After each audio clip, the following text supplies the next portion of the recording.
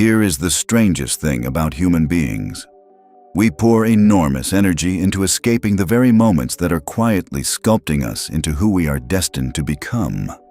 Right now, wherever you are watching this, something inside you may be under pressure. Perhaps you just pulled into your driveway and cannot bring yourself to walk through the door because the weight of the day is still sitting on your chest. Perhaps it is midnight and the ceiling is staring back at you with no answers. Or perhaps you are simply exhausted, not physically, but in that deeper, bone-level way.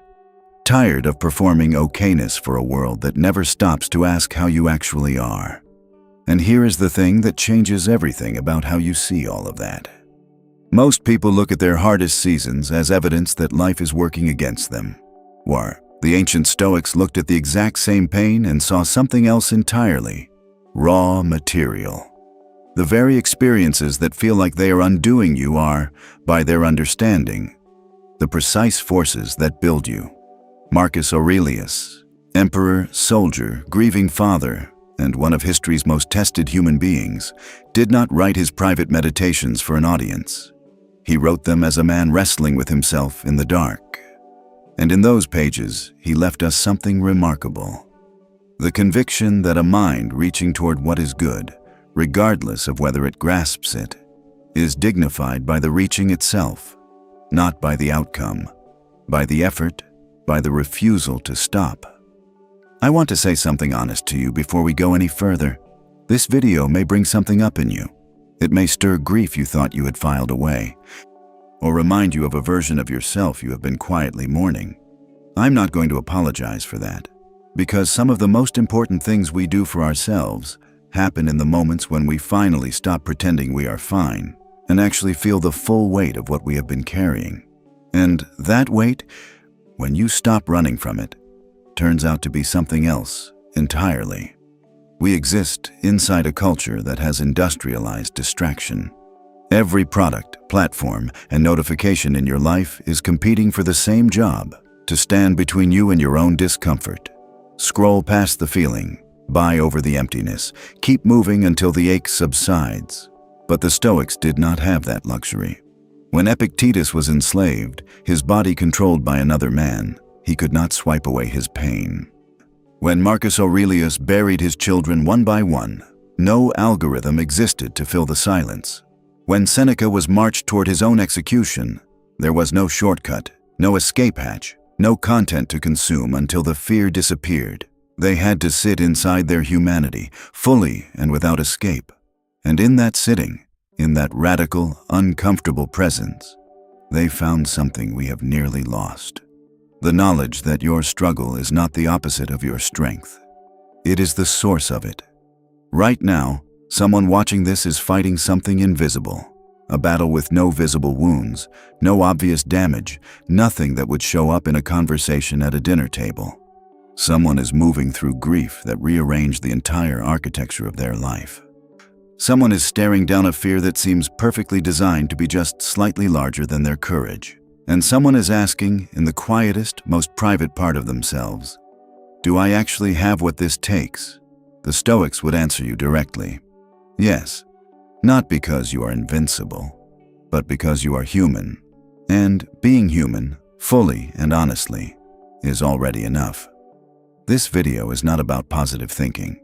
It is about something older, harder, and more useful than that. It is about learning to read the language your pain is speaking. About finding the signal inside the suffering, about discovering that the things currently cracking your heart open may, in time, be the very reason it becomes capable of holding so much more. More wisdom, more compassion, more genuine love than you have ever known. Before we begin, if something in these first few minutes has already landed in you, press like. Not as a favor to this channel, but as a small act of honesty with yourself that says, I am ready to hear this. Leave a comment, tell someone you are here, and share this with one person you know is carrying something heavy right now. Subscribe to Stoic Zeno, because what we are building here is a community that chooses to face the difficult things rather than scroll past them. What follows is not a list of comfortable ideas. It is an invitation, 6 of them, to be exact. 6 invitations to see your experience differently, to reclaim what has been called weakness, and to understand that your sensitivity, your setbacks, your restarts, your scars, none of those are flaws to be corrected. They are the precise evidence of a life being genuinely lived. I'd start here. In the comments, write this: "My pain is becoming my power." Let us know you are in this with us. Let me tell you about the kind of day most people never talk about publicly. The kind that arrives without announcement and departs having rearranged everything. It was an ordinary weekday. Nothing on the calendar marked it as significant. By morning, I was living one version of my life. By evening, the story I had been telling myself about who I was, what I was building, who I could count on, had quietly collapsed. You know that sensation when the ground beneath your assumptions simply gives way? When the internal map you have been navigating by suddenly no longer matches the terrain? That is where I found myself. And if you are honest, maybe that is where you are too. But here is what the Stoics knew about that kind of moment, something we are rarely told when we are inside it.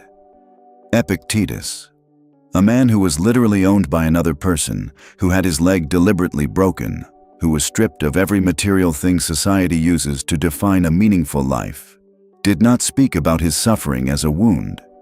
He spoke about it as a curriculum. His teaching was not that circumstances do not matter. It was that what you are made of only becomes visible when circumstances strip everything else away. Your worst day does not define you. It reveals you. And there is a difference between those two things that matters enormously. A definition is something imposed on you from the outside. A revelation comes from within.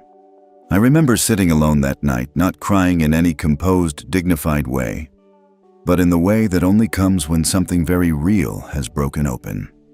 The kind of crying that bypasses performance entirely. And somewhere in the middle of that, the question I was asking changed. I stopped asking, "Why is this happening to me?" and began asking, "What is this here to show me?" That one shift, from complaint to curiosity, did not fix anything. The pain was unchanged. But I had changed my relationship to it. I had stopped being a passive receiver of damage and started being an active reader of meaning. And that is where transformation actually begins.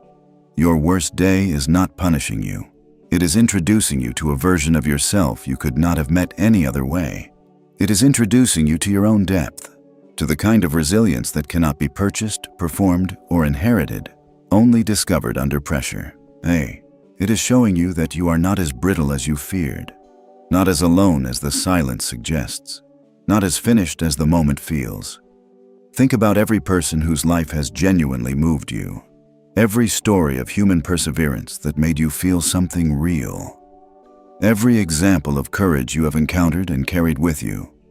Every single one of them had a day, or a run of days, or a whole season, when everything they had built fell apart. And every single one of them faced the same choice you are facing right now, to let the breaking be the end of the story, or to let it be the place where a better chapter quietly begins. The gift wrapped inside your worst day is not visible at first. It comes disguised as confusion, as grief, as the specific and particular ache of losing something you thought was permanent. But inside it, beneath all of that, is the exact architecture of who you are becoming. Inside it is the compassion you will one day offer someone in their darkest hour. Inside it is the steadiness you will bring to a room when everyone else is panicking. Inside it is the wisdom that cannot be extracted from books or borrowed from other people's experience. It can only be earned by walking through the fire yourself.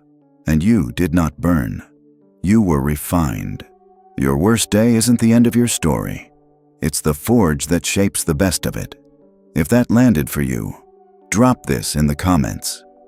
My hardest day revealed my deepest self. Someone told you that you feel too much. Maybe they said it gently, as concern. Maybe with frustration, as a complaint. Maybe they never said it directly, but communicated it through the way they looked at you when you cared too visibly, when you got too moved by something, when your reaction to the world was bigger than the room seemed to think was appropriate. And over time, You started to believe it, that your depth of feeling was a liability, that your emotional range was something to apologize for, manage, contain. Here is what I want to dismantle for you today, quietly but completely.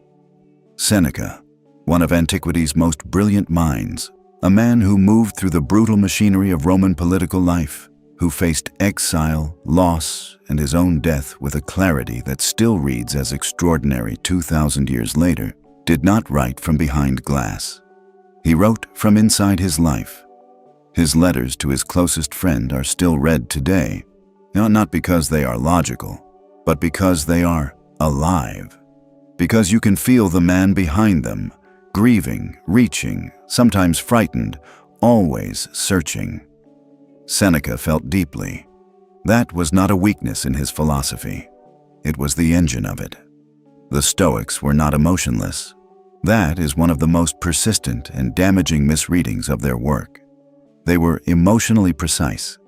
They learned to feel fully without being capsized by the feeling. There is a vast and meaningful difference between those two things. Your sensitivity is a form of intelligence.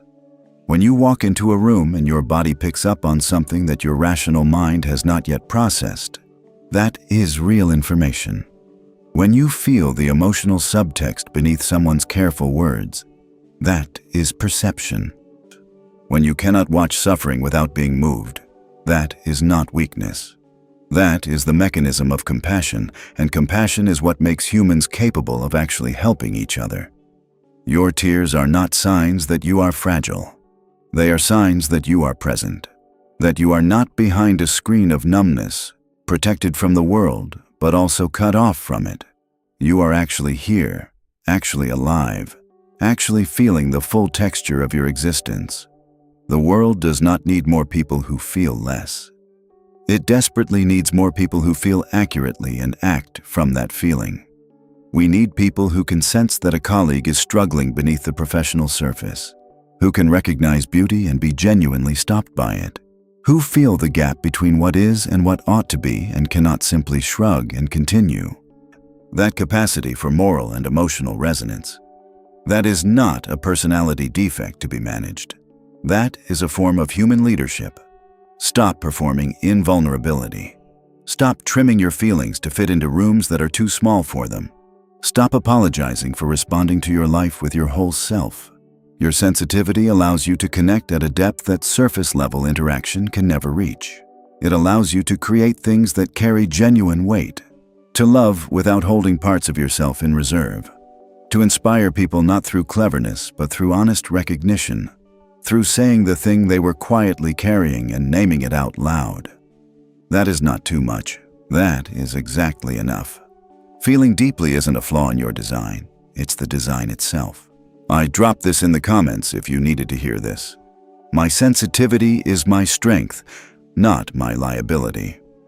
There is a particular kind of moment that arrives in nearly every life, sometimes all at once, sometimes in a slow, quiet erosion.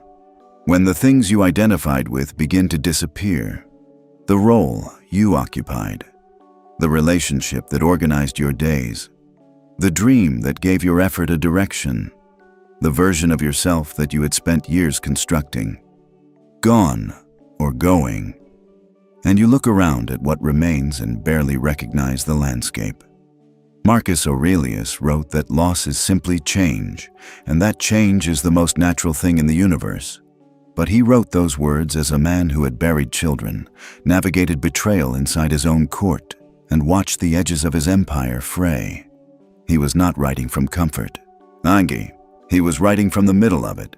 And what he found there was this: when everything external is removed, every title, every role, every possession, every relationship that helped define who you were, what remains is the one thing that was always actually yours: your character, your capacity, your core.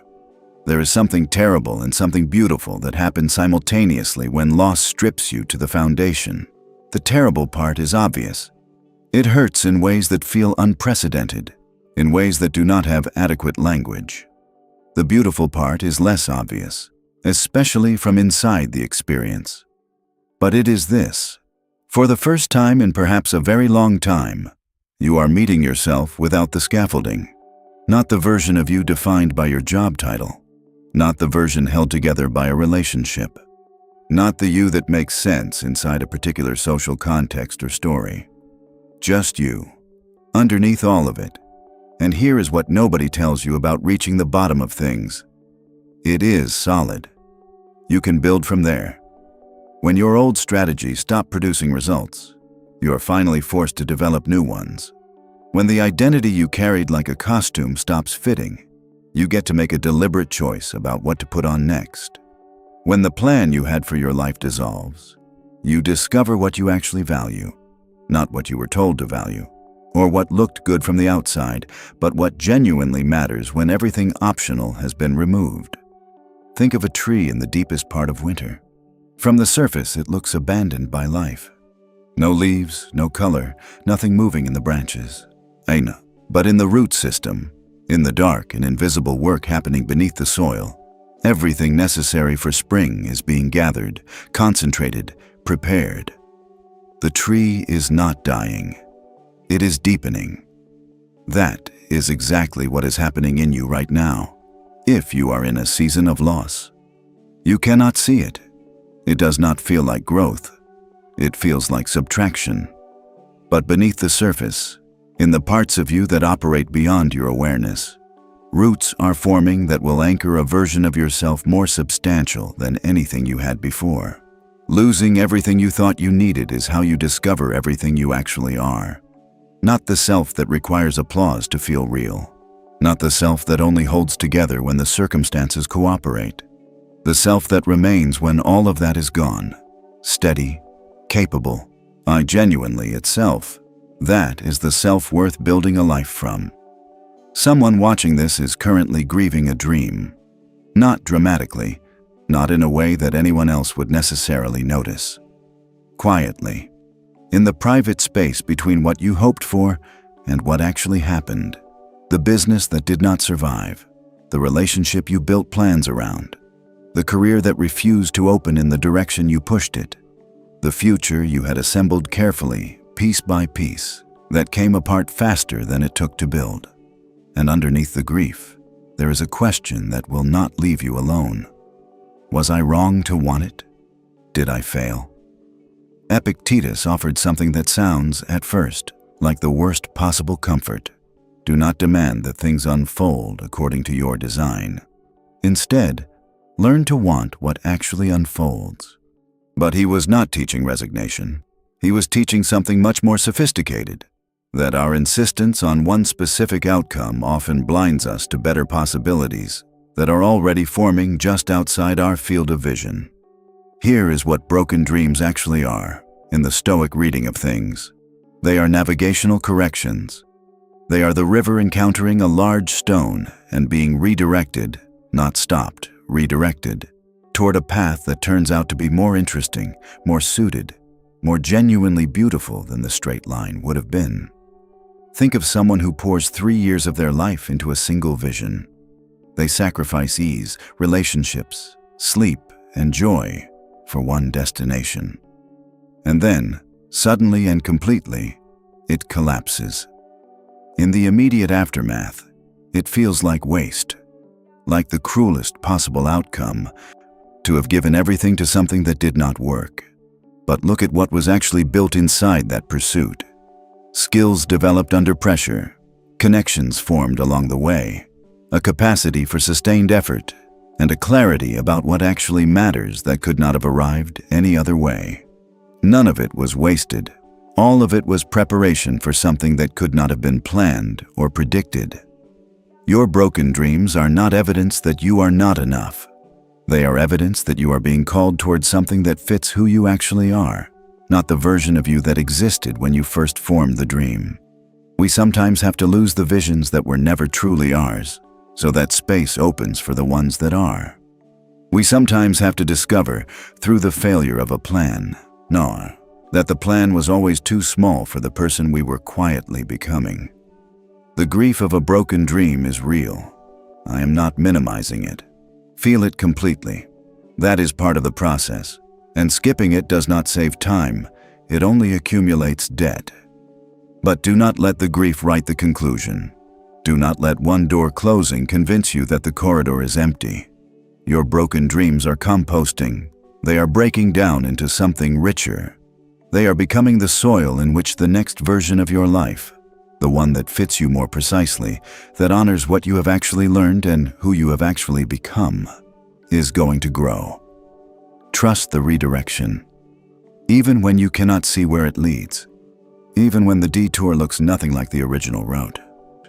Some of the most beautiful landscapes in the world exist because a river was once turned aside.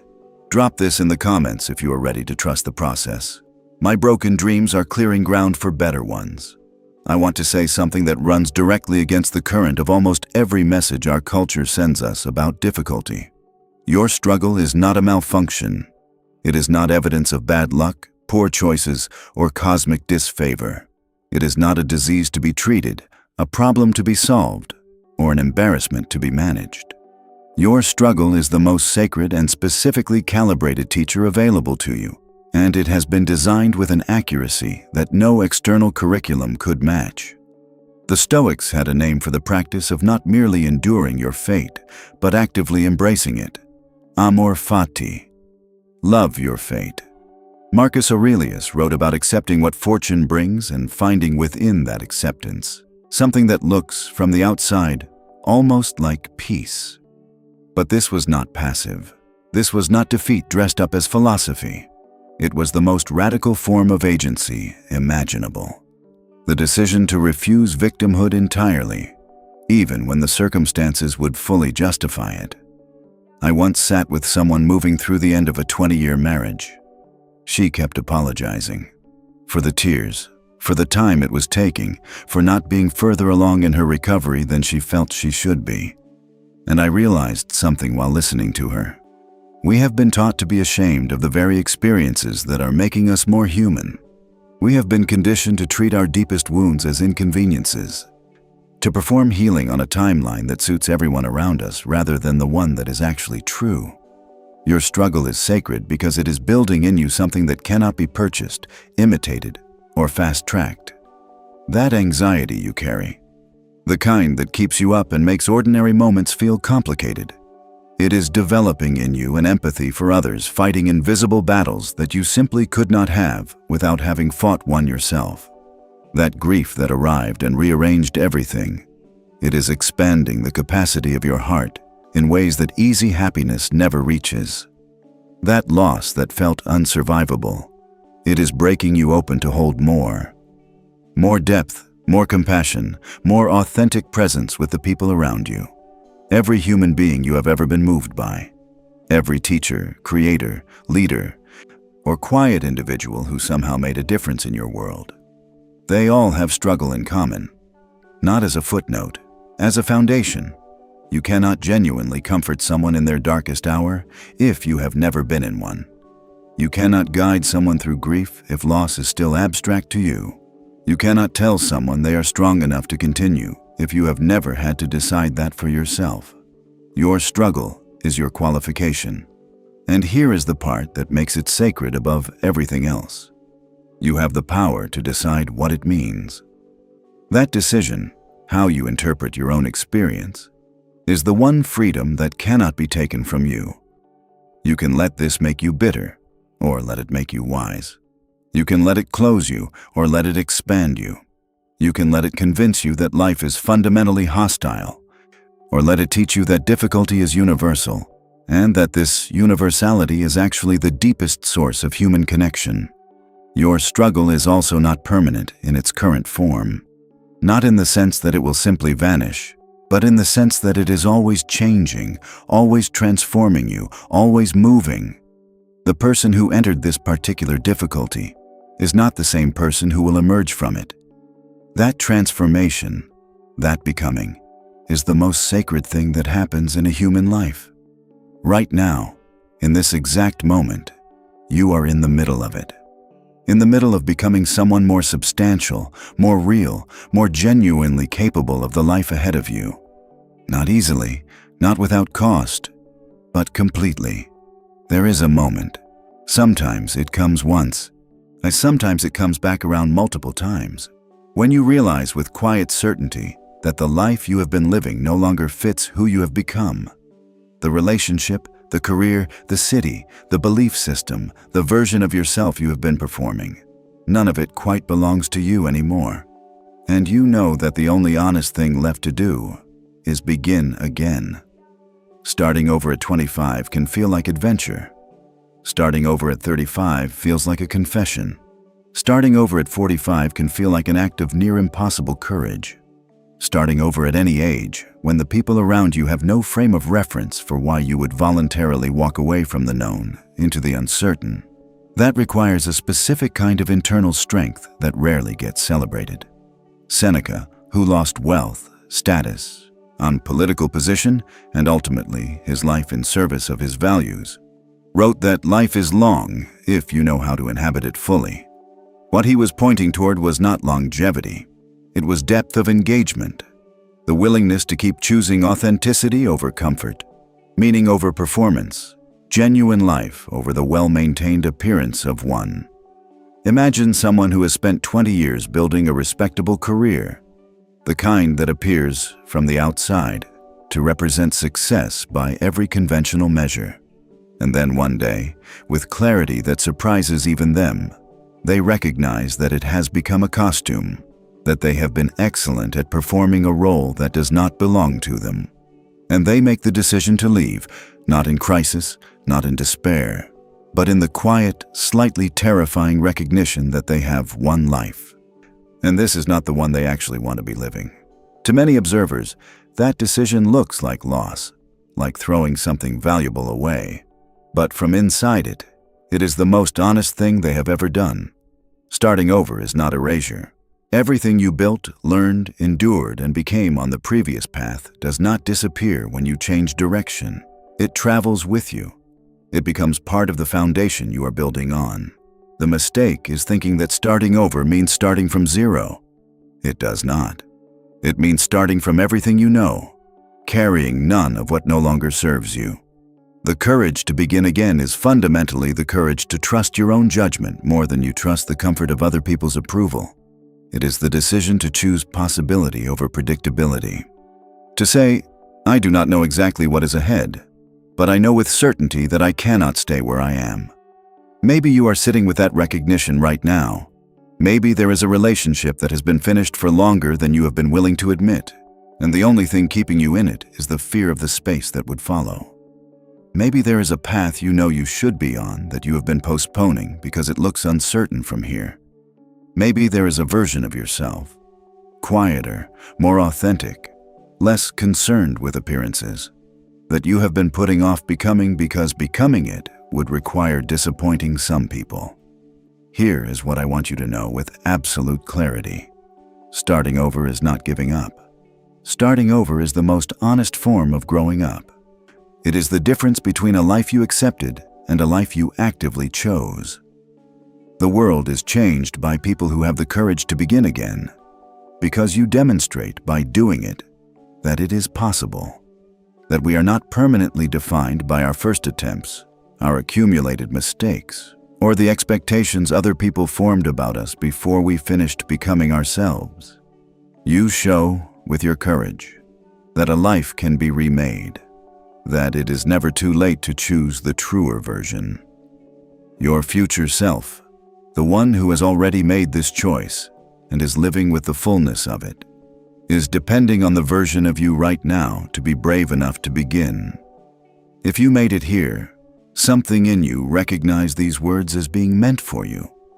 Not because your life is harder than anyone else's, not because you are uniquely damaged or uniquely special, but because you are ready.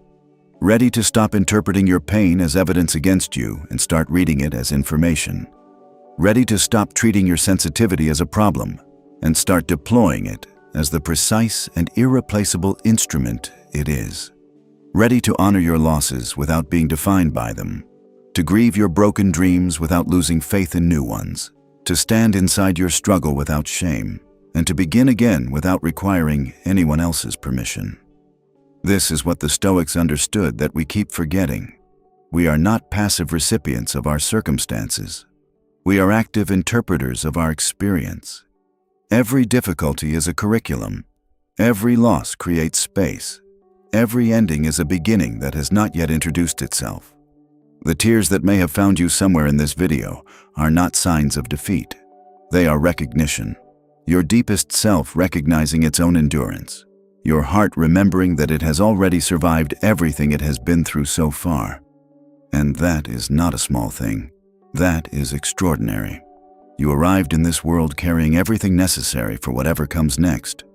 Not without struggle. Not without the kind of scars that become, in time, the most interesting parts of the story. But fully equipped. Genuinely capable. More than enough. Epictetus said it directly. You are here to play a role that only you can play.